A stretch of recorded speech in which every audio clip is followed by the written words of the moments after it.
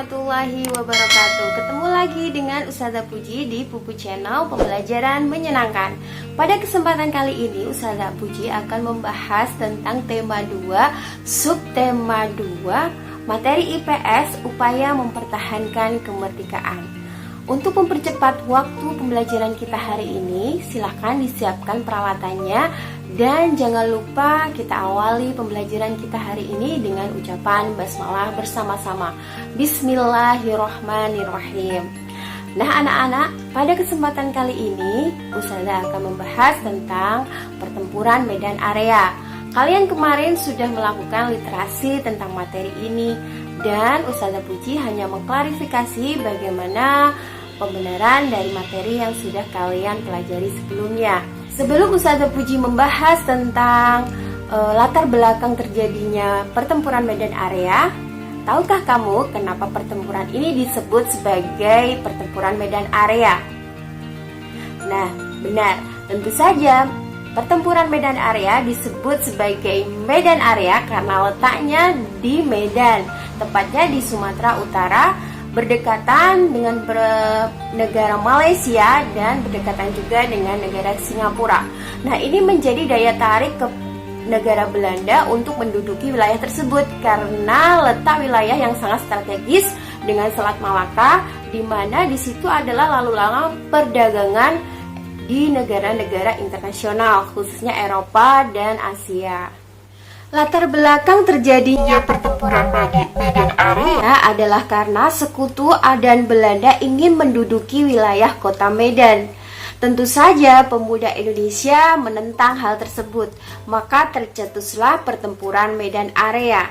Kemudian di mana dan kapan pertempuran medan area terjadi? Tempat terjadinya medan area tentu saja di kota Medan, Sumatera Utara. Sedangkan tanggalnya adalah pada bulan Oktober, tepatnya pada tanggal 9 Oktober 1945.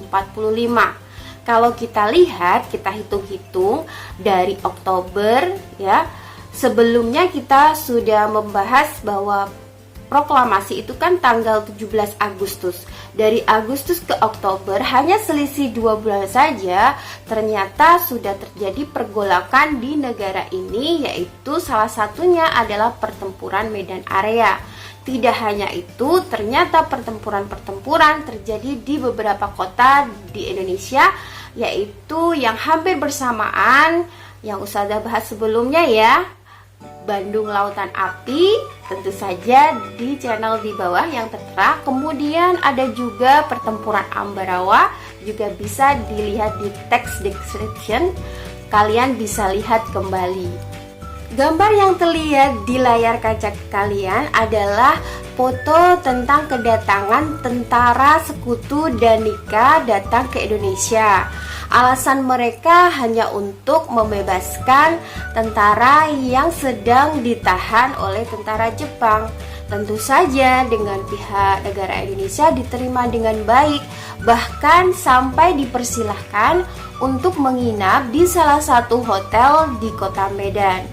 Akan tetapi setelah itu ya, ada beberapa insiden kecil yang menimbulkan pertempuran medan area. Ketika tentara sekutu Danika datang ke Indonesia, tentu saja dipimpin oleh salah satu pemimpin mereka yang bernama Jenderal Brigadir Ted Kelly. Bersama boncengan sekutu, mereka datang ke Indonesia menginap di hotel salah satu di kota Medan.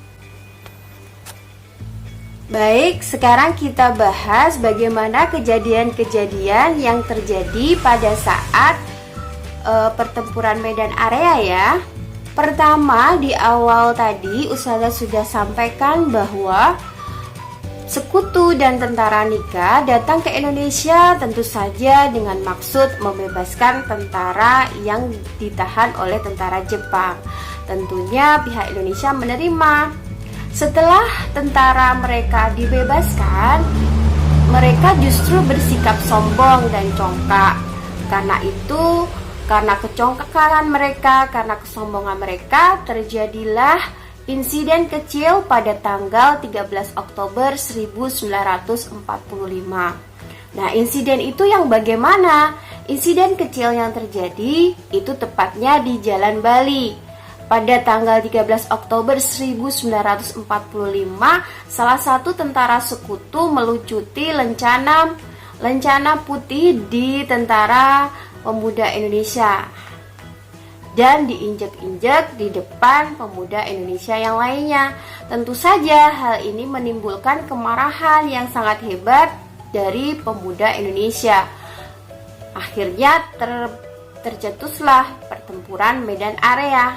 Berawal dari insiden kecil itu pada tanggal 13 Oktober 1945 itu, maka pemuda Indonesia berkorban semangatnya dan marah atas kejadian itu.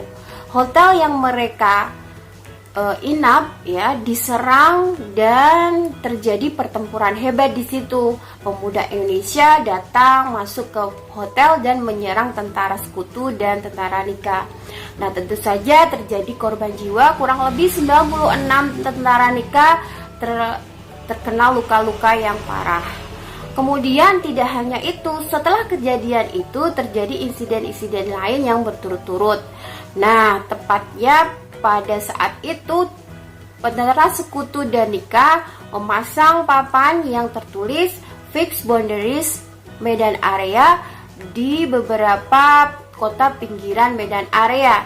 Hal ini menimbulkan gejolak kemarahan pemuda Indonesia, justru sangat marah karena sekutu menduduki, istilahnya memberi batas wilayah mereka, padahal itu kan miliknya negara Indonesia. Dari insiden itulah maka pertempuran Medan Area bertambah besar. Tidak hanya itu, tentara sekutu juga mengganggu atau mengusik kedaulatan negara Republik Indonesia. Begitulah proses kejadian-kejadian yang terjadi di pertempuran Medan Area. Nah, kalau kita lihat dari awal, kita membahas upaya Indonesia mempertahankan kemerdekaan Indonesia diawali dengan terjadinya pertempuran Medan Area.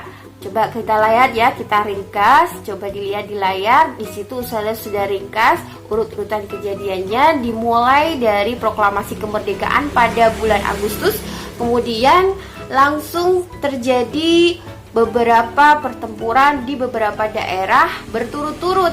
Jadi setelah selang beberapa bulan, ada di bulan Oktober ada pertempuran Medan Area. Selain itu ada juga pertempuran Bandung Lautan Api. Kemudian pada bulan November itu terjadi pertempuran Surabaya. Nah, di situ terjadi pergolakan di beberapa tempat di negara Indonesia. Tentu saja Indonesia mulai berpikir bagaimana caranya untuk memperoleh kedaulatan negara Indonesia yang memang benar-benar utuh. Nah, kalian tadi sudah perhatikan ya beberapa riwayat perjuangan di beberapa kota. Terlihat jelas bahwa meskipun Indonesia sudah memproklamasikan kemerdekaan negara Indonesia, akan tetapi mereka sebenarnya belum sepenuhnya merdeka. Maka dari itu negara Indonesia waktu itu di tahun 1946 berusaha meminta bantuan di pihak internasional, dalam hal ini adalah organisasi PBB, untuk memberikan kedamaian kemerdekaan di negara Indonesia. Maka sempat terjadi yang namanya perjanjian Hoge-Value yang terjadi di Indonesia, tepatnya di Jakarta, dibantu oleh negara Amerika, karena waktu itu ada kapal pesiar dari Amerika sebagai perwakilan dari PBB datang ke Indonesia, kemudian berlabuh di kota Jakarta. Di situ terjadi perundingan. Akan tetapi pertemuan itu tidak menghasilkan kesepakatan antara sekutu ya Indonesia dan sebagai pihak penengahnya adalah Amerika. Karena tidak adanya kesepakatan pada perjanjian Hoge-Value di kapal pesiar Amerika di Jakarta itu, maka pihak Indonesia dan sekutu melakukan perjanjian Linggarjati tepatnya pada tanggal. Nah, ini coba dilihat ya, nanti ya kita akan bahas di perjanjian Linggarjati. Nanti kalian simak bagaimana proses terjadinya latar belakangnya dan lain sebagainya. Demikian tadi pembelajaran hari ini tentang pertempuran Medan Area. Setelah ini Ustazah akan sampaikan bagaimana terjadinya perjanjian Linggarjati.